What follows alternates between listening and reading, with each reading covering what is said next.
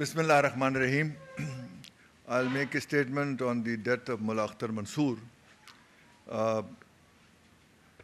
As you know, this particular incident of Mullah Akhtar Mansoor's death in a drone strike on 21st May has added to the complexity of the Afghan conflict. All indicators confirm that the person killed in the drone strike was Mullah Akhtar Mansoor, who was traveling on a fake identity. The DNA test will also be available in a day or two. As already indicated by the Foreign Office, this drone strike was a violation of Pakistan's sovereignty as well as breach of the principle of the UN Charter governing the conduct of states. We have conveyed our serious concern to the United States on this issue. We believe that this action has also undermined the Afghan peace process. On 18th May, Pakistan, US and China had agreed that politically negotiated settlement was the most viable option rather than violence, and efforts should continue to bring the Taliban on the table. This understanding has not been respected. Earlier in July 2015, talks were scuttled on a key stage when the issue of reduction in violence was to be discussed. As you recall, the first meeting was on 7 July, and 2 days before the meeting on 31st July, the news of Mullah Omar's death was released, and that scuttled the talks.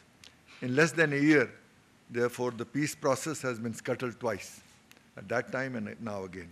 In our view, there is no military solution to the conflict in Afghanistan.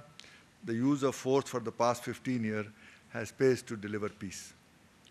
We believe this approach will further destabilize Afghanistan, which will have negative implications for the region, especially due to the presence of large number of terrorist groups in Afghanistan. In overall terms, therefore, Pakistan believes that politically negotiated settlement remains the most viable option for bringing lasting peace to Afghanistan.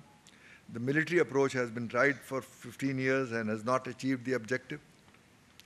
Pakistan also believes that effective border management is vital for checking the infiltration across long and porous Pakistan-Afghan border. The Afghan government cooperation in this regard is important for mutual security.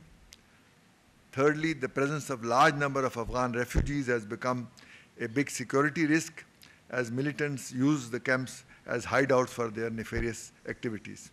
Effective measures should be taken on an urgent basis by the international community for the repatriation of Afghan refugees.